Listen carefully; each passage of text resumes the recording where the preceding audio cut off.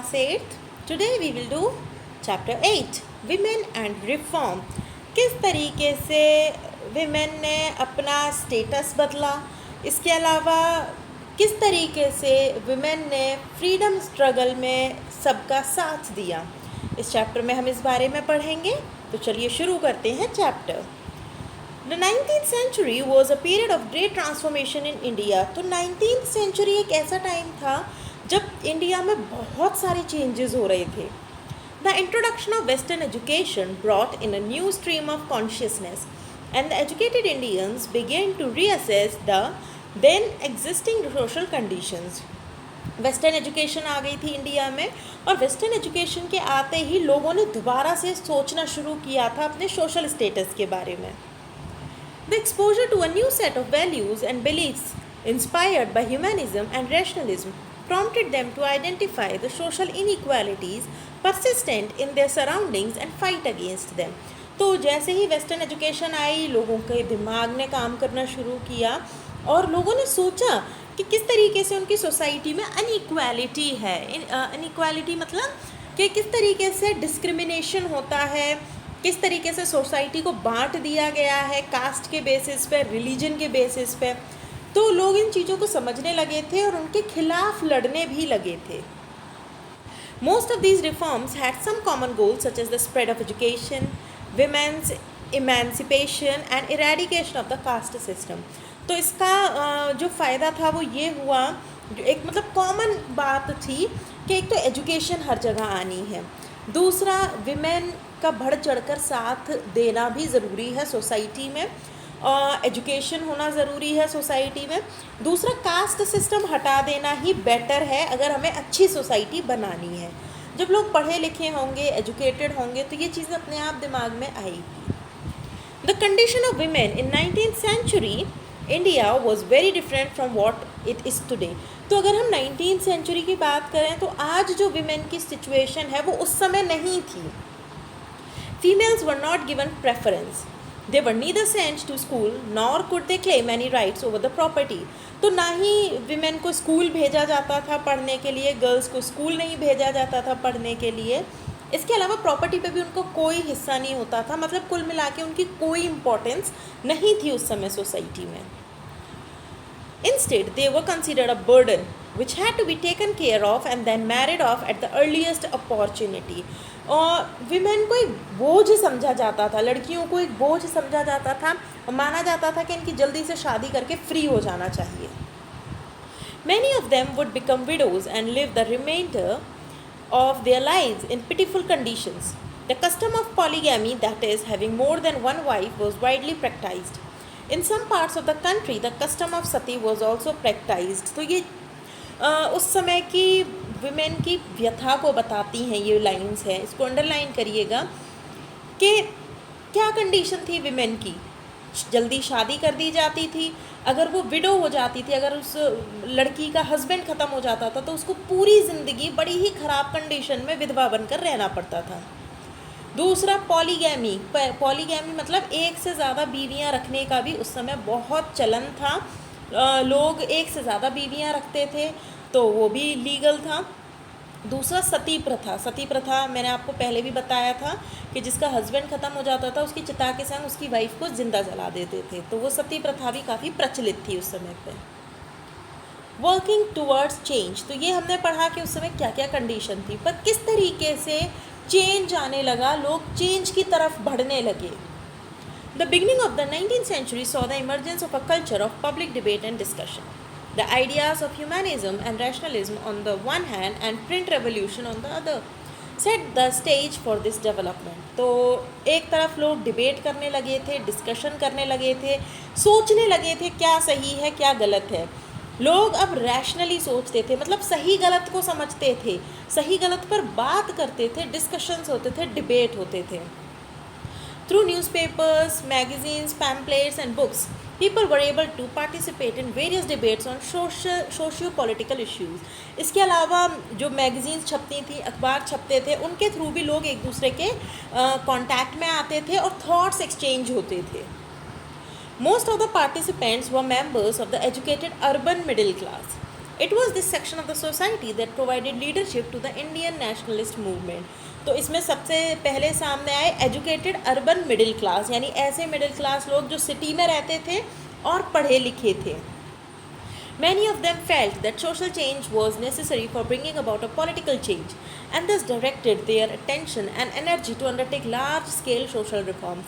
इनका मानना था कि अगर हमें सोसाइटी में बदलाव लाना है तो हमें चेंजेस करने होंगे, हमें अपनी सोसाइटी को रिफॉर्म करना होगा. मतलब जो सोसाइटी पहले से चली आ रही है हमें उस सोसाइटी में चेंजेस लाने होंगे, तभी हम आगे अपना भविष्य बदल पाएंगे. The debates that dominated the public sphere in 19th century were often initiated by the leading reformers. तो राजा राम मोहन रॉय जैसे लोग थे जिन्होंने विमेन का स्टेटस बदलवाने में बहुत मदद की. He was one of the earliest reformers who fought for social causes during this time.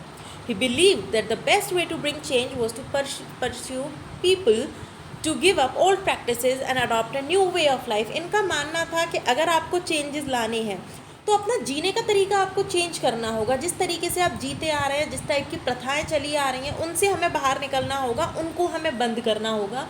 तभी हमारी सोसाइटी दोबारा से चेंज हो सकती है और उसके अंदर चेंजेस आ सकते हैं. Inspired by the ideals of the French Revolution, he supported the spread of Western education. तो उन्होंने वेस्टर्न एजुकेशन का अच्छा खासा सपोर्ट किया हुआ था उस समय पर. He believed that contact with Western ideas and philosophy would bring equality and freedom in the Indian society. Now, abolition of sati, ये एक अच्छा फैसला था मुझे तो लगता है उस समय का, सती प्रथा को बंद करने का. Sati system was prevalent in many parts of India. As per the sati system, the widow of the deceased was forced to immolate herself on the pyre of her husband. तो जैसा कि मैंने आपको बताया कि सती प्रथा में होता था कि अगर किसी का हस्बैंड ख़त्म हो जाता था तो उसकी बीवी को ज़बरदस्ती उसकी चिता के संग जिंदा जला दिया जाता था. राजा Ram Mohan Roy, who was one of the most pronounced voices against gender inequality, campaigned throughout India to put a ban on the practice of sati. तो राजा राम मोहन रॉय बिल्कुल इसके खिलाफ थे सती प्रथा के. तो उन्होंने काफ़ी कैंपेन किए, पूरे इंडिया में घूम घूम के कैंपेन किए जिससे कि सती प्रथा पर पूरी तरीके से प्रतिबंध लगाया जा सके, सती प्रथा को बंद किया जा सके. Ram Mohan tried to convince people that the ancient Indian scriptures and Hinduism did not approve the custom of sati. This was a powerful approach to alleviate society from social evils. During the 19th century, the British also started criticizing the Indian customs and rituals. जिस तरीके से Raja Ram Mohan Roy against थे इस type की प्रथा के, वैसे ही 19th century में ब्रिटिशर्स भी कुछ प्रथाओं के बिल्कुल खिलाफ थे. They agreed with Raja Ram Mohan Roy, who was running a signature campaign against the practice of sati. तो राजा राम मोहन रॉय को ब्रिटिशर्स की तरफ से भी पूरा सपोर्ट मिला कि इस टाइप की प्रथा बिल्कुल बंद होनी चाहिए. फाइनली गवर्नर विलियम बेंटिक, इसको अंडरलाइन करिएगा, took the initiative to pass a law in 1829 which abolished the sati system. तो ये एक लॉ लेकर आए और ये ब्रिटिशर्स की कुछ अच्छी चीज़ों में शुमार है कि उन्होंने सती प्रथा बंद की थी. और वो विलियम बेंटिक ही थे जिनकी एक कोशिश ने सती प्रथा को कहीं ना कहीं बंद करने में मदद की. दूसरी, विडो रीमैरिज. लड़कियों की बहुत जल्दी शादी कर दी जाती थी उस समय पर, क्योंकि मैंने आपको बताया उस समय पर लड़कियों को बोझ समझा जाता था और माना जाता था कि इनकी जल्दी से शादी कर दो और हमारी तरफ से जो इनका बोझ है वो ख़त्म हो. जब छोटी उम्र में उनके हस्बैंड की डेथ हो जाती थी तो उनकी पूरी ज़िंदगी एक मिज़री बन जाती थी. तो विडो रीमैरिज एक ऑप्शन था ऐसी लड़कियों की, ऐसी औरतों की मदद करने का. For a woman in the 19th century, embracing death on the pyre of her husband was not the only horror in her life. Widows who were allowed to live were forced into a life of deprivation and suffering. तो देखो इसमें इन lines में ना कितनी परेशानी बताई है उस समय की औरतों की कि एक तो उनको जिंदा ही जला देते थे सती प्रथा के नाम पर. अगर किसी तरीके से उनको जीने की परमिशन मिल भी जाए तो उनकी ज़िंदगी बहुत ही ख़राब कंडीशंस में निकलती थी. They were considered inauspicious and could not participate in any of the family celebrations and social events. उनको अछूत माना जाता था, अपशगुनी माना जाता था और उनको दूर रखा जाता था हर तरीके के सेलिब्रेशन से. Raja Ram Mohan Roy try to influence public opinion in favour of widow remarriage. तो राजा राम मोहन रॉय जिस तरीके से सती प्रथा के खिलाफ थे, इसी तरीके से वो विडो रीमैरिज के मतलब हामी भरते थे कि हाँ विडो रीमैरिज होनी चाहिए, विडो रीमैरिज के फेवर में थे। तो जिस तरीके से राजा राम मोहन रॉय इस फेवर में थे कि विडो रीमैरिज होनी चाहिए, इसके लिए उन्होंने कोशिश की कि लोग भी इस चीज़ को माने। However, the chief important of the cause for Ishwar Chandra Vidyasagar, who, like Raja Ram Mohan Roy, quoted scriptures to prove that widow remarriage was not against the traditional Hindu religion. फिर entry होती है ईश्वर चंद्र विद्यासागर की, जिन्होंने scriptures में लिखा था और ये बताया कि स्क्रिप्चर्स में ऐसा कहीं नहीं लिखा है कि हिंदू रिलीजन के हिसाब से विडो रीमैरिज नहीं हो सकती। Largely due to his efforts, the British government passed the Widow Remarriage Act in 1856. तो ये ईश्वर चंद्र विद्यासागर के ही कुछ एफर्ट्स थे जिनकी वजह से विडो रीमैरिज एक्ट आया 1856 में। In fact, Vidyasagar arranged for his own son to marry a widow. Even Ishwar Chandra Vidyasagar ने अपने बेटे की शादी भी एक विडो से ही कराई। Those who were against widow remarriage boycotted him. However, he never bowed down to the social pressure. बहुत सारे ऐसे लोग थे जिन्होंने उनको काफ़ी तोड़ने की कोशिश की, उनको बॉयकॉट किया, पर ईश्वर चंद्र विद्यासागर ऐसे लोगों के सामने नहीं झुके।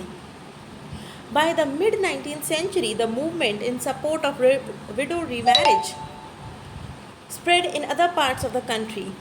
The Prarthana Samaj in Maharashtra organized a movement in support of widow remarriage, which was initiated by Mahadev Govind Ranade and R.G. Bhandarkar.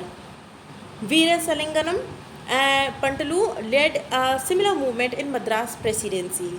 While in North India, Dayanand Saraswati, the founder of Arya Samaj, emerged as a strong supporter of widow remarriage. तो ये paragraph आप underline करिएगा, ये important है कि कौन कौन से हमारे रिफॉर्मर्स थे जिन्होंने विडो रीमैरिज के लिए लड़ाई की। However, the acceptability of newly married widows in mainstream society remained a challenge. शायद शादियाँ तो हो रही थी विडो रीमैरिज के अंतर्गत, पर एक विडो को एक्सेप्ट कर पाना लोगों के लिए थोड़ा सा मुश्किल था उस समय पर। The conservative group continue to oppose widow remarriage. एक ग्रुप सोसाइटी का फिर भी ऐसा था जो लगातार विडो रीमैरिज को मना कर रहा था, उसके अगेंस्ट था। Now fight against child marriage. उस समय बहुत ही छोटे बच्चों की शादियाँ कर दी जाती थी।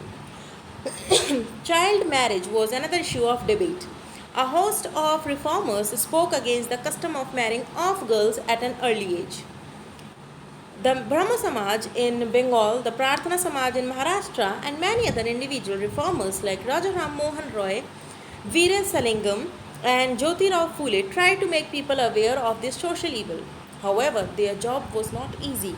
तो पहले छोटे बच्चों की शादी करती जाती थी, गर्ल्स ज़्यादा कंडीशन ख़राब हो जाती थी, क्योंकि भाई अगर लड़के की तो वाइफ ख़त्म हो जाएगी तो भी उसकी दोबारा शादी हो जाएगी।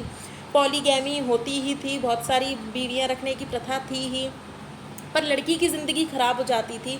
अगर उसके हस्बैंड को कुछ हो जाएगा तो जैसा कि हमने पढ़ा, या तो सती हो जाती थी, कर दी जाती थी ज़बरदस्ती, और या फिर उसकी पूरी ज़िंदगी बड़ी ही ख़राब कंडीशंस में निकलती थी।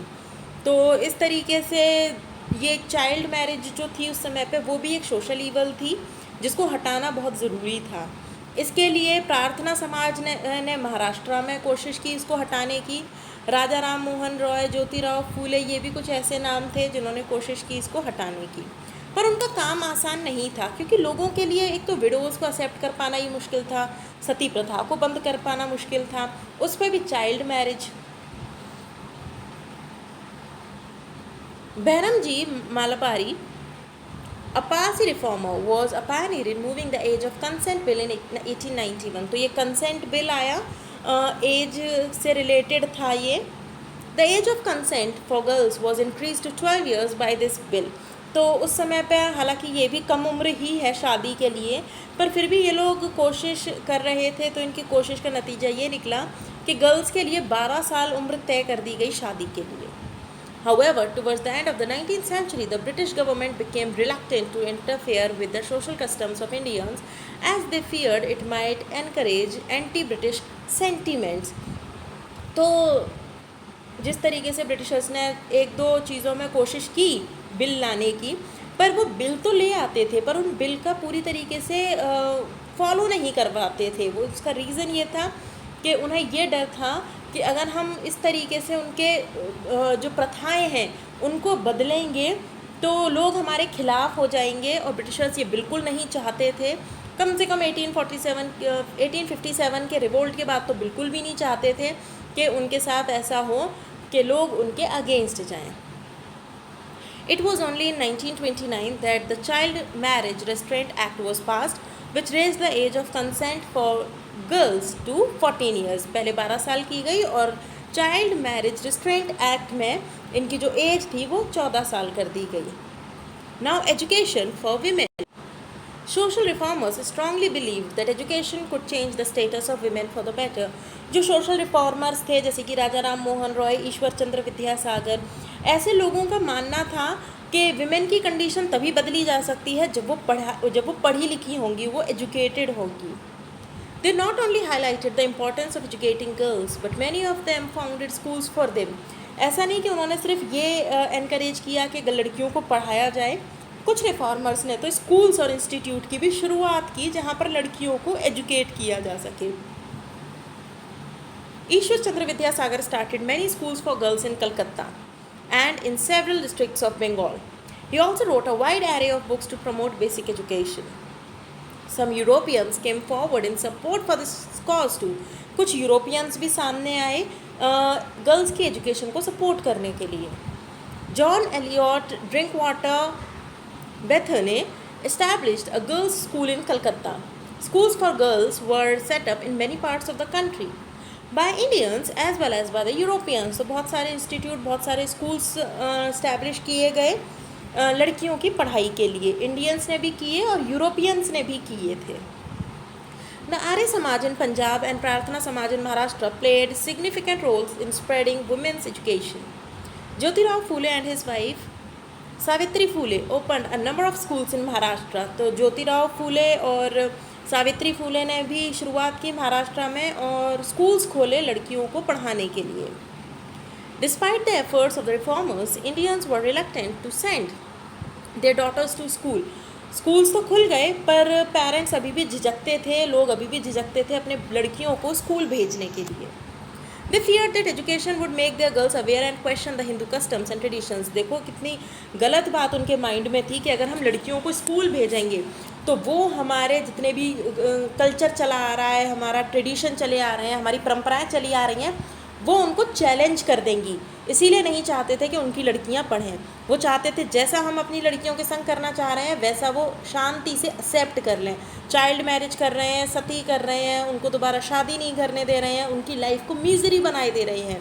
तो लोग भी चाहते थे कि हमारी लड़कियां ऐसे ही बढ़ती रहें।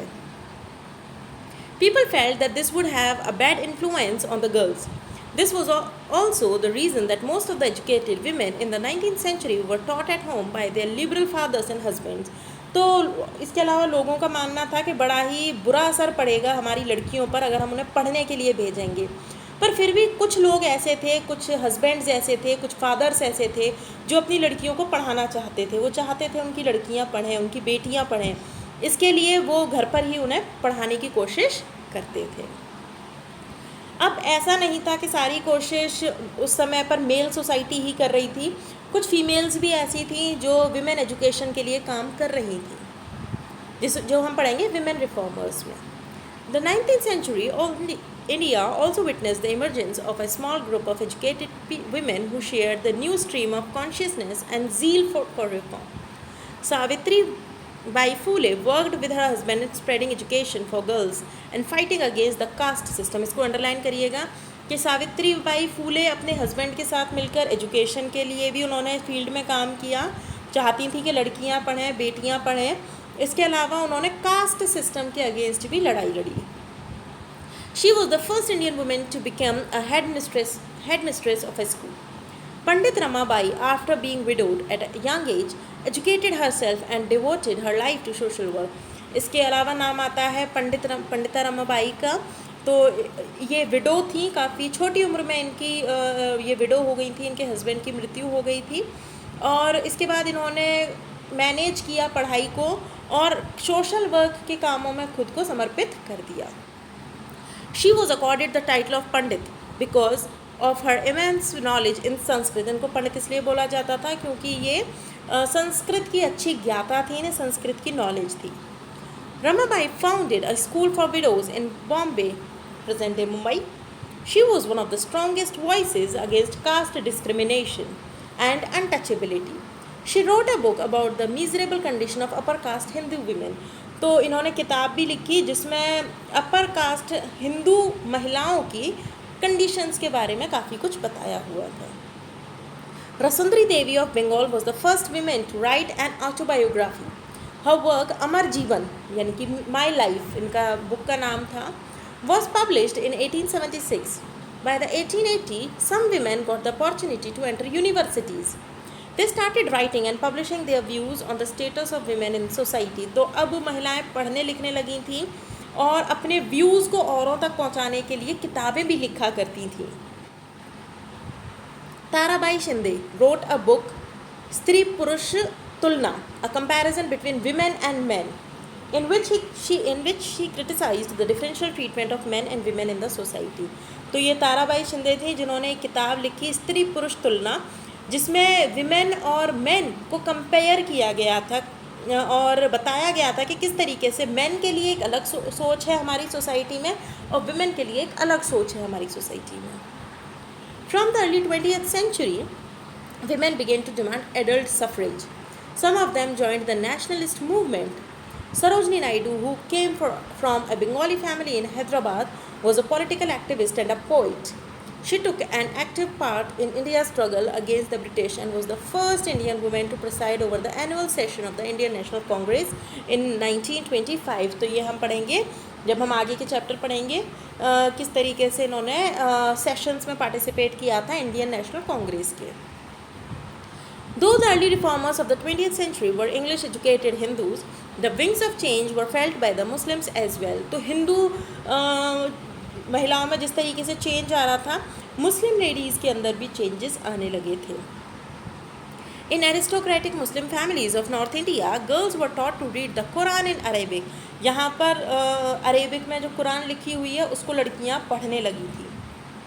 Reformer Mumtaz Ali interpreted the verses from Quran to argue for the education of the girls. The first Urdu novel came by the late 19th century and it encouraged women to read in the language they knew. The Begums of Bhopal founded a primary school for girls in Aligarh in the early 20th century. तो भोपाल की जो बेगम्स थी वो भी सामने आई और उन्होंने भोपाल में ही इसमें अलीगढ़ में प्राइमरी स्कूल्स की नींव रखी गर्ल्स के लिए। Begum Ruqayya Shekhawat Hussain was an eminent educationist, social activist and advocate of women's rights from Bengal during the early 20th century. She founded schools at Patna and Calcutta for Muslim girls. Now we have completed with this chapter. In the next class, we will discuss about the question answers as well as the exercises of this chapter. Till then, bye.